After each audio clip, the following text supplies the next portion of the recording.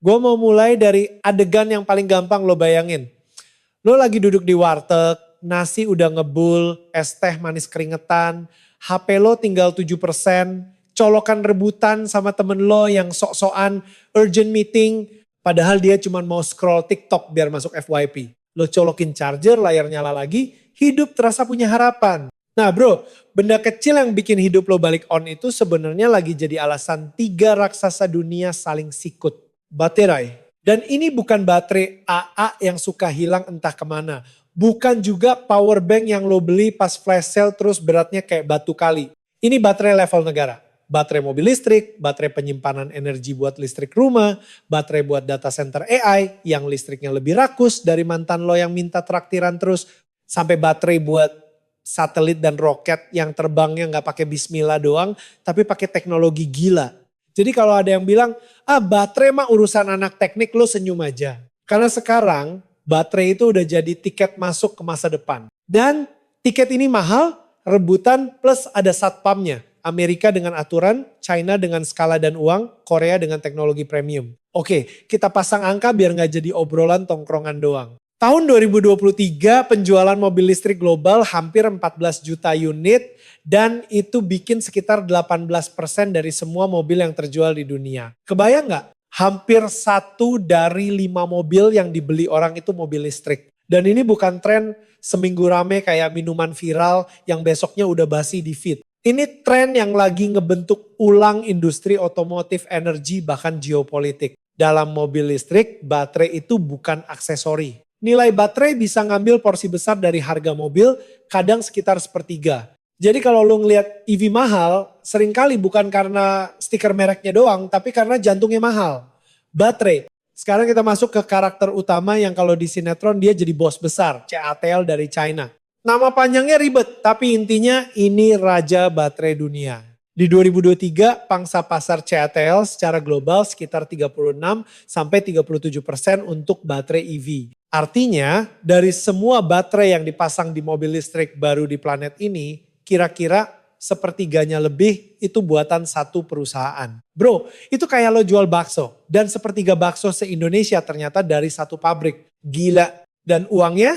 Tahun 2023 pendapatan CATL tembus sekitar 400,9 miliar yuan, laba bersihnya sekitar 44,1 miliar yuan. Kalau lo tukar ke bahasa tongkrongan, ini perusahaan yang duitnya bukan uang jajan, ini uang negara kecil. Dan pelanggan mereka bukan kaleng-kaleng, Tesla, BMW, Mercedes banyak. Kenapa Cina bisa segila itu dominasinya? Karena mereka nggak cuma jual baterai, mereka pegang rantai pasok dari hulu sampai hilir. Baterai itu bukan cuma sel yang lo lihat di video teardown. Di balik itu ada bahan mentah, pemurnian, bahan kimia, katoda, anoda, elektrolit, separator, lalu produksi sel, modul, pack, sampai integrasi ke kendaraan.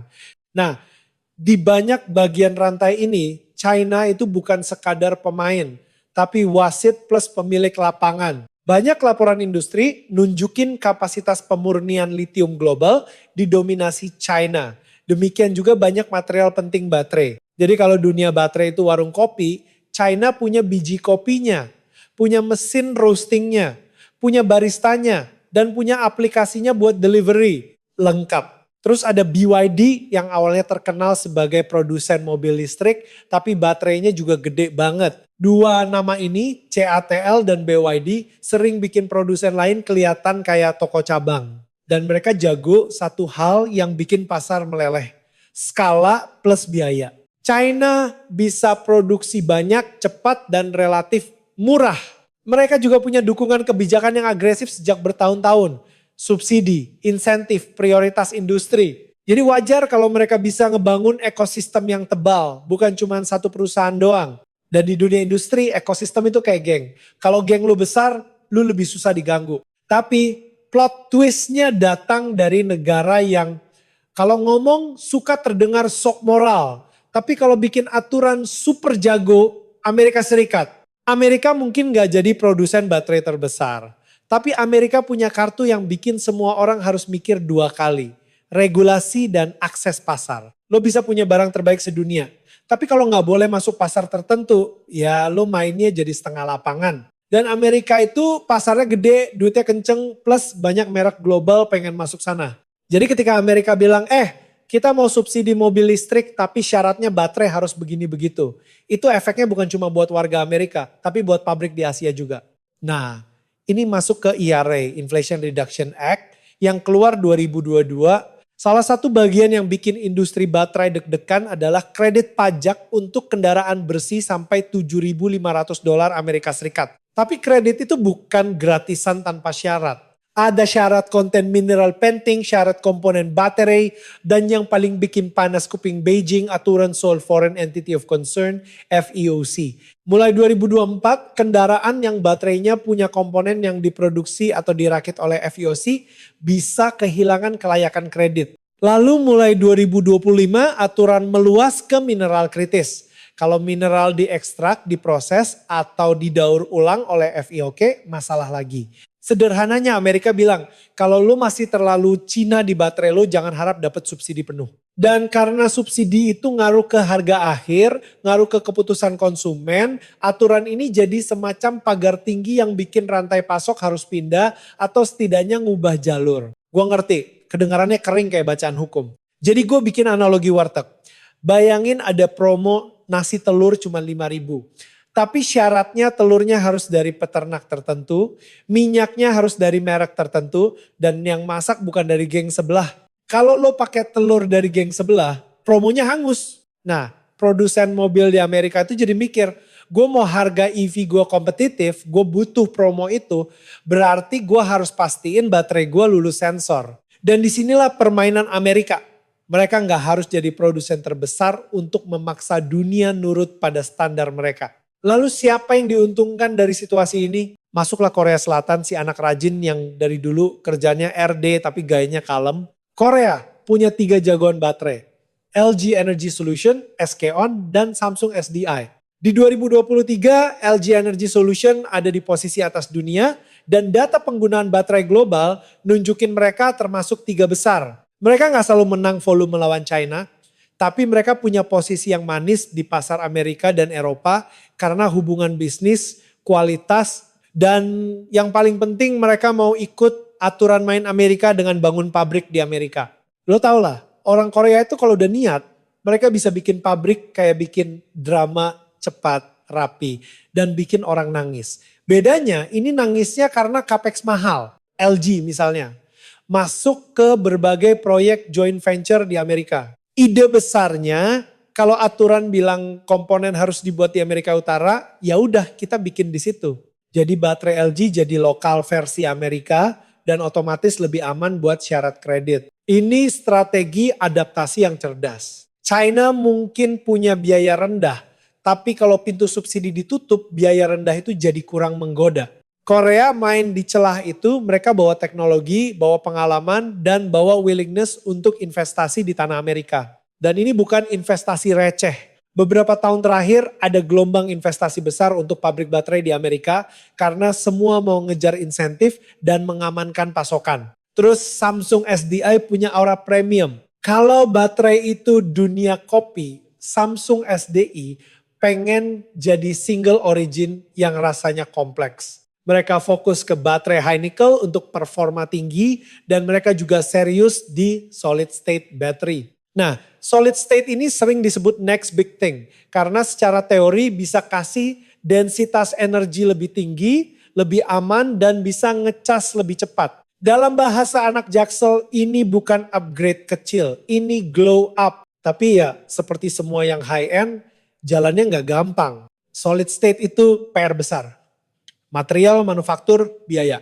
Tapi kalau sukses itu bisa jadi pembeda yang bikin Korea naik kelas lagi. Dan kalau lu nanya kenapa Amerika dan Eropa peduli, karena teknologi tinggi itu biasanya lebih susah ditiru cepat, jadi lebih defensible. Sekarang kita bedah sedikit soal jenis baterai biar lu gak cuma dengar nama doang. 2 chemistry yang sering muncul dalam perang ini adalah LFP dan NCM. LFP, lithium iron phosphate, banyak dipakai karena lebih murah, lebih stabil, dan bahan-bahannya relatif gak bergantung ke kobalt yang drama, harga naik turun kayak mood orang abis putus. China jago di LFP.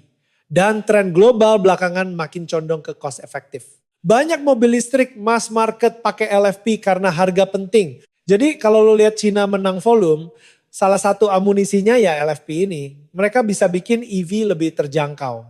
Dalam bahasa warung, LFP itu nasi padang paket hemat, kenyang, aman, nggak neko-neko. NCM, Nickel Cobalt Manganese. Biasanya densitas energi lebih tinggi, cocok buat mobil yang pengen jarak tempuh lebih jauh atau performa lebih kenceng. Tapi NCM lebih mahal dan rantai pasoknya lebih sensitif karena butuh nikel dan kobalt. Korea tradisionalnya kuat di NCM, terutama high nickel.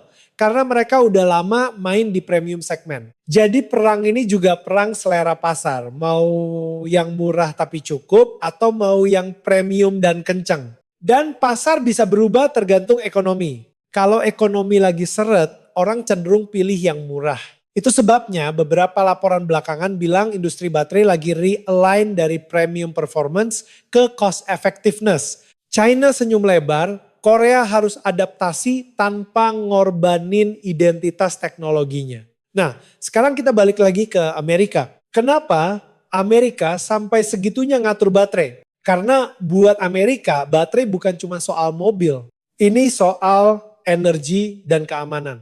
Bayangin masa depan di mana listrik datang dari matahari dan angin. Masalahnya, matahari nggak selalu nongol, angin nggak selalu kenceng. Jadi lo butuh penyimpanan energi skala besar, battery storage supaya listrik stabil. Lalu bayangin data center AI yang isinya GPU panasnya kayak wajan teflon. Data center butuh listrik stabil, butuh backup, dan kalau listrik mati kerugiannya bukan cuma mati lampu, tapi bisa miliaran. Jadi baterai masuk ke infrastruktur strategis. Kalau rantai pasok baterai dikuasai satu negara rival, Amerika ngerasa risk. Ini logika national security yang dingin tapi nyata. Dalam bahasa tongkrongan, lo gak mau kunci rumah lo dipegang orang yang lo curigai. Makanya aturan FEOC itu bukan sekedar proteksionisme ekonomi, tapi juga strategi geopolitik. Amerika pengen diversifikasi, pengen bikin supply chain yang friendshoring alias pindah ke negara kawan atau bikin sendiri. Dan di titik ini Korea jadi partner ideal, sekutu politik, punya perusahaan teknologi, dan bersedia investasi. Jepang juga punya peran. Tapi dalam cerita kita fokusnya Korea karena mereka masuk persis di celah antara China yang besar dan Amerika yang ngatur. Sekarang gue tarik lo ke Indonesia. Karena kalau cuma ngomongin China, Amerika, Korea doang, kita kayak nonton bola tapi lupa tim lokal. Indonesia punya kartu yang bikin semua orang melirik nikel. Dan ini bukan nikel buat cincin doang, ini nikel buat baterai, terutama chemistry NCM. Ada sumber yang nyebut Indonesia menyumbang sekitar lebih dari setengah produksi biji nikel global pada 2023. Dan bahkan untuk refined supply di tahun-tahun belakangan Indonesia makin dominan. Ada yang menyebut Indonesia bisa sampai sekitar 60% pangsa di 2024 untuk beberapa kategori pasokan. Intinya Indonesia ini udah jadi OPEC-nya nikel versi metal. Kalau lo punya nikel, lo punya posisi tawar. Tapi posisi tawar itu cuma jadi kekuatan kalau lo bisa naikin nilai tambah. Bukan cuma jual bahan mentah. Indonesia udah bikin langkah besar dengan larangan ekspor ore mentah dan dorong pembangunan smelter. Hasilnya produksi nikel intermediate seperti MET dan MHP naik dan Indonesia jadi pusat pemrosesan. Banyak investasi masuk termasuk dari Cina. Nah di sini ada dilema yang seru tapi juga rawan. Kalau investasi dan teknologi pemrosesan didominasi pihak tertentu, nilai tambahnya bisa tetap bocor keluar. Lo punya tanah dan ore, tapi margin gede larinya ke yang pegang teknologi dan pasar. Jadi buat Indonesia pertanyaannya bukan cuma kita punya nikel nggak, tapi kita pegang apa di rantai nilai baterai. Karena rantai nilai itu panjang dan uang paling wangi sering ada di bagian kimia canggih, manufacturing cell, dan integrasi sistem. Bukan di bagian gali tanah doang. Sekarang lo lihat situasinya. China pengen akses nikel dan bahan untuk supply chain mereka. Amerika pengen supply chain yang bebas dari FEOC. Korea pengen bahan baku untuk produksi baterai premium. Dan juga untuk pabrik mereka di luar negeri. Indonesia jadi kayak anak tongkrongan yang tiba-tiba punya wifi kenceng dan colokan banyak. Semua pada mampir, semua pengen numpang. Tapi kalau semua cuma numpang, yang capek ya yang punya rumah. Indonesia harus pinter atur. Siapa masuk, teknologi apa yang dibawa, standar lingkungan gimana. Dan yang paling penting bagaimana caranya supaya industri lokal naik kelas Bukan cuma jadi tempat produksi kotor yang listriknya masih banyak dari batu bara. Dan ini masuk ke isu yang jarang dibahas dengan gaya santuy, ESG dan energi. Banyak smelter dan industri pemrosesan nikel itu masih pakai energi fosil, bahkan batu bara, karena murah dan tersedia. Tapi dunia, terutama Eropa dan sebagian Amerika, makin sensitif soal jejak karbon. Jadi Indonesia bisa aja menang volume nikel. Tapi kalau produknya dianggap dirty, akses ke pasar tertentu bisa jadi ribet. Ini kayak lo jual makanan enak tapi dapurnya kotor, pelanggan premium langsung mundur. Jadi strategi naik kelas buat Indonesia bukan cuma bangun pabrik tapi juga bersihin rantai energi, dorong renewable supaya produk baterai dan materialnya bisa masuk pasar yang ketat. Balik ke perang besar, China itu punya uang dan skala. Mereka bisa investasi di mana-mana, bangun pabrik cepat dan kalau perlu banting harga. Mereka juga kuat di LFP yang sesuai dengan tren murah tapi cukup. Amerika punya aturan dan subsidi. Dan itu memaksa rantai pasok beradaptasi. Korea punya teknologi dan akses pasar sebagai sekutu. Jadi mereka bisa jadi pemenang di segmen tertentu, terutama di Amerika. Tapi jangan salah, Korea juga gak santuy. Persaingan makin keras, margin bisa tertekan. Dan kalau pasar bergeser terlalu jauh ke LFP murah, Korea harus putar otak. Apakah mereka ikut LFP atau mereka bikin NCM makin efisien atau mereka gas solid state buat lompat generasi. Gue kasih analogi mabar biar kebayang. China tuh pemain yang levelnya tinggi karena dia grinding nonstop dan punya item lengkap. Amerika itu admin server yang bisa nerf atau buff karakter lewat patch notes. Korea tuh pemain yang gak sebanyak China itemnya. Tapi dia punya skill combo, main rapi, dan ngerti meta terbaru. Indonesia itu pemilik resource di map. Kalau Indonesia cuma jual resource mentah, dia kayak pemain yang farming terus tapi gak pernah beli item, akhirnya tetap kalah pas team fight. Tapi kalau Indonesia bisa olah resource, bikin item, bahkan bikin strategi sendiri, dia bisa jadi penentu kemenangan tim mana yang dominan. Sekarang kita ngomong masa depan dengan cara yang gak sok jadi cenayang. Ada beberapa skenario yang realistis. Skenario pertama, China tetap dominan di Global South, di negara-negara yang gak terlalu peduli subsidi Amerika dan lebih peduli harga murah dan ketersediaan. China bisa ekspor baterai, bangun pabrik di luar, dan tetap memegang pangsa besar. Skenario kedua, Amerika berhasil bangun ekosistem sendiri plus sekutu. Pabrik baterai di Amerika Utara, pasokan mineral dari negara yang dianggap aman, dan standar yang bikin Cina sulit masuk. Ini bisa bikin dunia terbagi dua supply chain. Satu China-centric, satu US-centric. Skenario ketiga, Korea jadi kingmaker.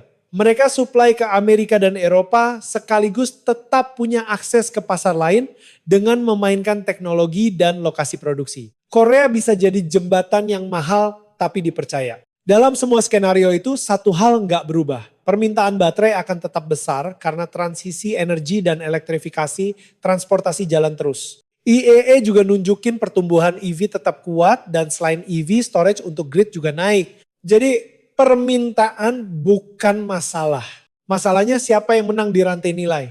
Dan disinilah cerita manusia masuk pekerjaan, pabrik, upah, teknologi, dan politik. Gue tahu lu mungkin mikir, bro ini bahas negara kok kayak gosip.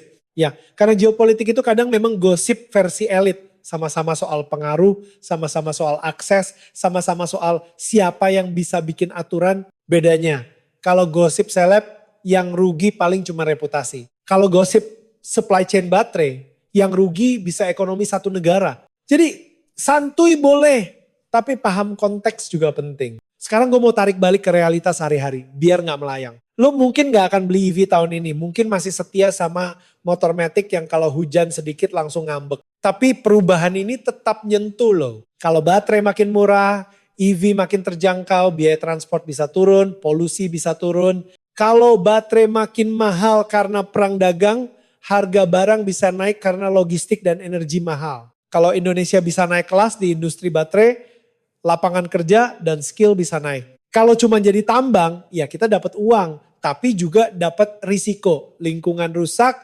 ketergantungan ekonomi, dan bargaining power yang bisa hilang kalau dunia pindah ke chemistry yang butuh nikel lebih sedikit.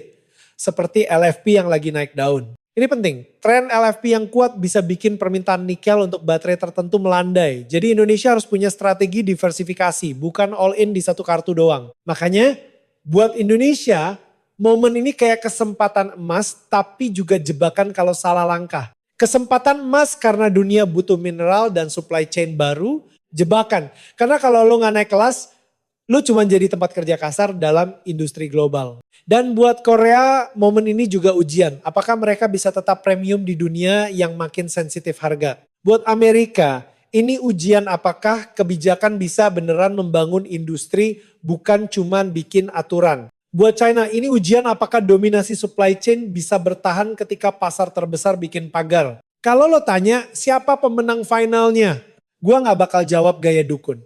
Tapi gue bisa bilang begini, China punya fondasi kuat karena skala dan supply chain. Amerika punya kekuatan politik dan pasar yang bisa ngarahin investasi. Korea punya teknologi dan posisi sekutu yang strategis. Indonesia punya resource yang dunia butuh, tapi harus jadi lebih dari sekadar resource. Di dunia baru ini, yang menang bukan cuma yang paling kuat hari ini, tapi yang paling adaptif besok. Dan adaptif itu bukan slogan, itu keputusan. Investasi di R&D, bangun industri, jaga lingkungan, bikin aturan yang konsisten, dan main diplomasi tanpa jadi pion. Gue lanjutin sedikit, karena biasanya di tongkrongan kalau cerita udah seru, selalu ada yang nyeletuk. Terus hubungannya sama gue apa? Hubungannya gede bro.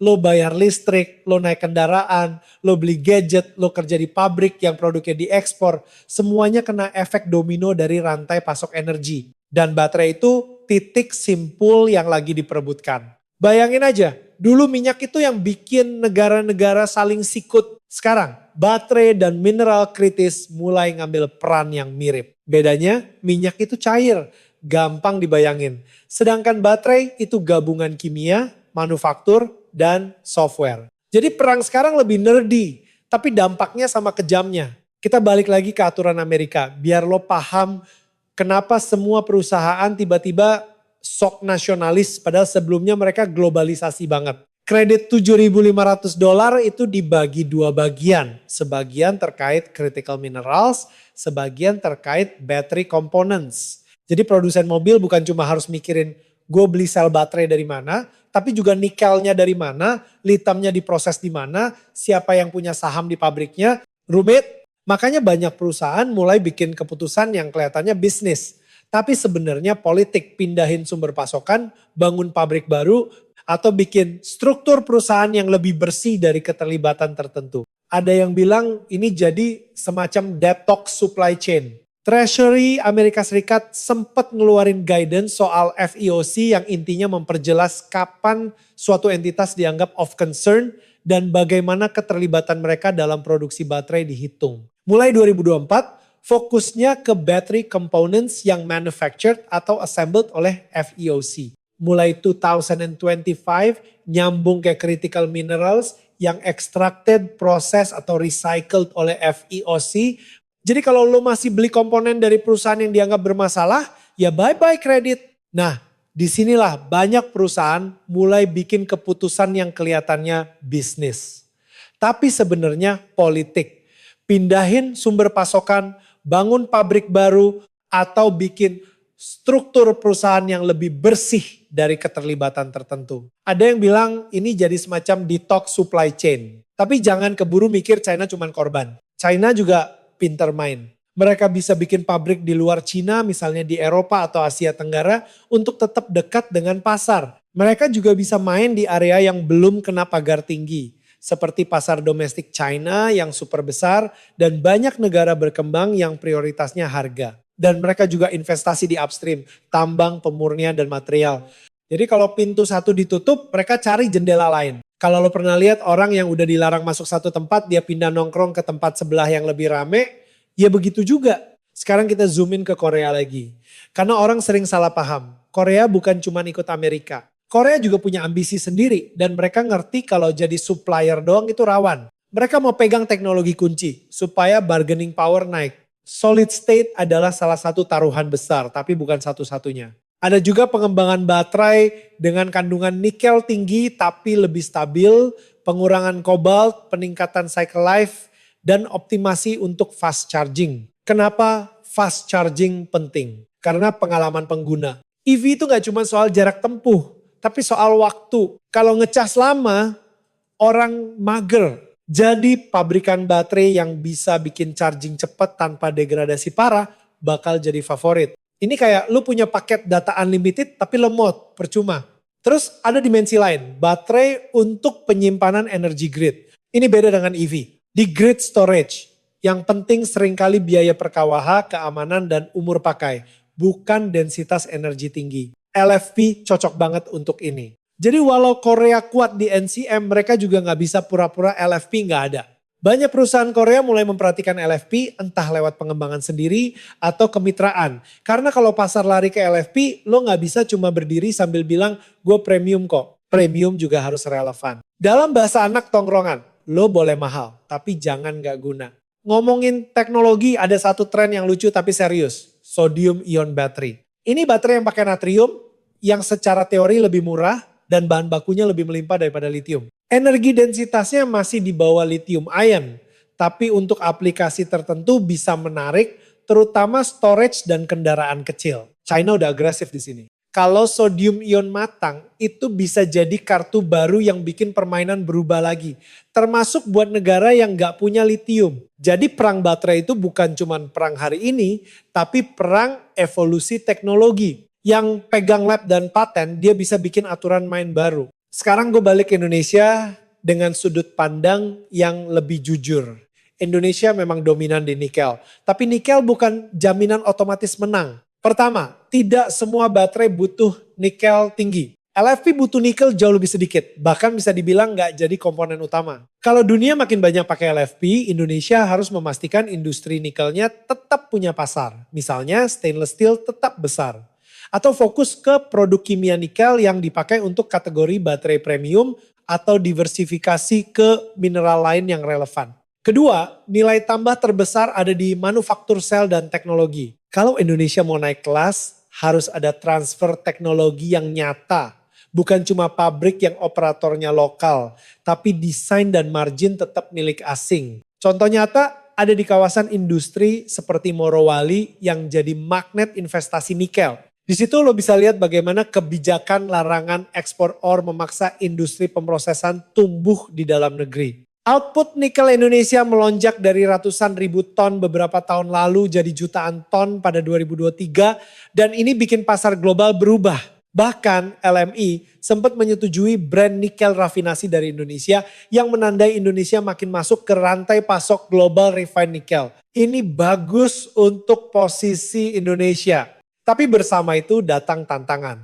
Lingkungan, energi batu bara, polusi, dan isu tenaga kerja.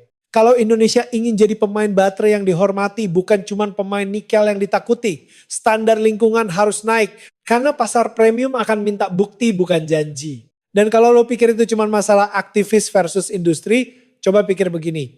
Banyak perusahaan otomotif global punya target emisi, punya audit supply chain, dan punya reputasi yang mereka jaga. Mereka gak mau kena backlash gara-gara material baterai mereka dianggap merusak hutan atau melanggar hak pekerja. Jadi kalau Indonesia bisa menyediakan nikel dan produk turunannya dengan energi lebih bersih, itu jadi keunggulan kompetitif, bukan beban. Ini kesempatan buat transisi energi di dalam negeri juga. Industri nikel itu rakus listrik. Kalau listriknya makin hijau, manfaatnya ganda, industri aman, lingkungan lebih terjaga, dan produk lebih mudah masuk pasar. Sekarang, ada juga pertarungan nama baik yang lucu.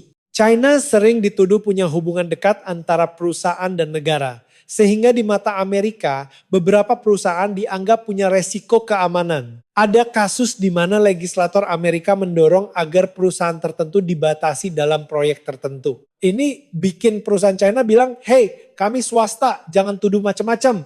Tapi di geopolitik persepsi itu kadang lebih kuat dari fakta. Jadi perusahaan yang mau jualan di pasar barat harus bukan cuma bagus produknya, tapi juga aman secara politik. Korea diuntungkan karena mereka dianggap aman. Indonesia juga bisa diuntungkan kalau bisa posisikan diri sebagai pemasok netral yang bisa memenuhi standar walau praktiknya nggak segampang slogan bebas aktif. Biar lebih kebayang, gue kasih contoh skenario belanja konsumen. Misal lo tinggal di Amerika, dan lo mau beli EV. Kalau EV itu memenuhi syarat kredit pajak, harga efektif turun. Kalau nggak memenuhi, harga naik. Konsumen biasa pasti mikir, gue mau yang lebih murah. Jadi produsen mobil punya insentif kuat untuk menyesuaikan supply chain supaya dapat kredit. Itu berarti mereka lebih suka baterai yang lulus aturan. Ini menggeser permintaan dari baterai yang punya keterlibatan Cina tinggi ke baterai yang lebih lokal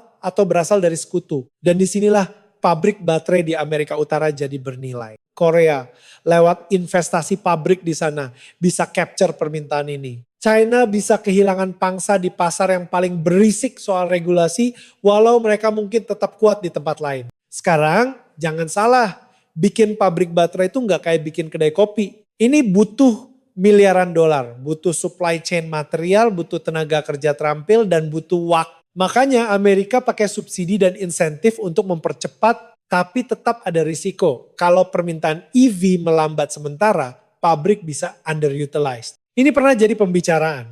Beberapa pabrik baterai bisa jalan di kapasitas tidak penuh ketika pasar EV mengalami fase penyesuaian. Jadi ini permainan jangka panjang, bukan sprint. Di sisi lain, China juga menghadapi tekanan dari perang harga EV domestik. Banyak produsen mobil di China banting harga, margin tipis, dan itu bisa menekan pemasok termasuk produsen baterai. Tapi perusahaan besar seperti CATL punya diversifikasi. Mereka main di battery materials, recycling, bahkan energy storage. Jadi mereka bukan cuma bergantung pada satu segmen. Diversifikasi itu penting. Sama seperti lo kalau cuma punya satu sumber penghasilan, begitu kena PHK langsung panik. Kalau punya side hustle lebih aman. CATL dalam konteks perusahaan punya side hustle yang besar. Ngomong recycling, ini juga bagian penting masa depan. Baterai bekas EV itu bukan sampah doang, itu tambang urban. Di dalamnya ada lithium, nikel, kobalt, tembaga. Kalau recycling matang, kebutuhan mineral baru bisa berkurang dan ketergantungan pada tambang juga turun. Tapi recycling juga butuh teknologi dan regulasi. Amerika dan Eropa dorong recycling karena itu bisa jadi bagian dari supply chain domestik yang lebih aman. China juga sudah maju di recycling karena volume besar. Korea juga investasi. Indonesia ini peluang tambahan. Kalau Indonesia bisa jadi hub recycling regional, itu bisa nambah value chain. Tapi itu butuh kebijakan, infrastruktur, dan standar keselamatan. Sekarang gue mau ngebahas satu hal yang sering luput. Baterai itu juga software. BMS, Battery Management System, itu otaknya baterai. Tanpa BMS yang bagus, baterai bisa boros, cepat rusak, atau bahkan berbahaya. Jadi perusahaan yang menang di baterai bukan cuma yang punya chemistry bagus, tapi juga yang punya kontrol sistem, algoritma, dan integrasi ke kendaraan. Disinilah perusahaan otomotif dan baterai sering kolaborasi erat. Dan disinilah juga muncul pertanyaan keamanan siber. Kalau baterai dan kendaraan makin terkoneksi, apakah ada risiko data dan kontrol? Amerika pasti kepikiran, makanya geopolitik masuk lagi. Kalau gue rangkum dengan bahasa yang gak sok rapi, China itu kuat karena dia punya mesin produksi raksasa, biaya rendah, dan supply chain yang lengkap. Amerika itu kuat karena dia punya pasar besar dan bisa bikin aturan yang memaksa investasi pindah. Korea itu kuat karena dia punya teknologi, reputasi, dan kemampuan adaptasi lewat investasi di lokasi yang diinginkan oleh aturan. Indonesia itu kuat karena dia punya mineral strategis, terutama nikel, dan posisi geografis serta politik yang bisa bikin dia jadi pemain penting. Tapi kekuatan Indonesia belum otomatis jadi kemenangan kalau kebijakannya nggak konsisten. Kalau value chain-nya cuma berhenti di smelter. Atau kalau isu lingkungan bikin pintu pasar premium ketutup. Jadi apa langkah yang masuk akal untuk Indonesia? Pertama, kejar value chain yang lebih tinggi. Material kimia baterai, prekursor, cathode, bahkan sel. Kedua, bangun ekosistem energi yang lebih bersih untuk industri. Supaya produk bisa masuk pasar ketat. Ketiga, dorong skill dan R&D lokal. Bukan cuma jadi operator. Keempat, main diplomasi ekonomi, jaga akses ke Cina sebagai investor besar, tapi juga buka pintu ke Korea, Jepang, Eropa, bahkan Amerika, supaya tidak tergantung satu pihak. Dan kelima, siap dengan perubahan teknologi. Kalau dunia lari ke LFP atau sodium ion, Indonesia harus punya strategi supaya tidak terjebak di satu komoditas. Gue tahu ini semua kedengarannya berat. Tapi ingat, semua perubahan besar selalu dimulai dari hal kecil yang orang anggap sepele. Dulu internet dianggap mainan, sekarang semua hidup di internet. Dulu baterai dianggap urusan gadget, sekarang baterai jadi urusan negara. Jadi kalau lo hari ini cuma denger cerita gue sambil rebahan, setidaknya lo udah punya peta tentang apa yang lagi terjadi. Dan peta itu penting, karena tanpa peta lo gampang dikibulin judul clickbait yang bilang China runtuh besok pagi atau Amerika menang total minggu depan. Kenyataannya lebih rumit, lebih panjang dan lebih menarik. Akhirnya gue balik lagi ke adegan warteg tadi. Bayangin besok warteg punya motor listrik buat delivery, kulkasnya disambung ke panel surya dan listriknya disimpan di baterai biar malam tetap nyala. Bayangin ojol gak perlu beli bensin, cuman ngecas. Bayangin kampung yang listriknya stabil karena ada storage. Semua ini mungkin, tapi semua ini butuh baterai. Dan baterai itu bukan cuma komponen, dia adalah pusat dari pertarungan ekonomi dan politik abad ini. Jadi ketika lo dengar berita Amerika melarang ini, China investasi itu, Korea luncurkan teknologi baru. Sekarang lo tahu, oh ini bukan drama jauh. Ini cerita tentang siapa yang bakal pegang tombol on untuk dunia. China pegang skala dan uang. Amerika pegang aturan. Korea pegang teknologi, Indonesia pegang nikel dan peluang. Pertanyaannya, kita mau cuma jadi penonton yang komentar anjay keren atau kita mau jadi pemain yang bikin orang lain harus nyebut nama kita di strategi mereka. Dan kalau lo masih mikir ini jauh, gue tutup dengan satu kalimat yang gampang.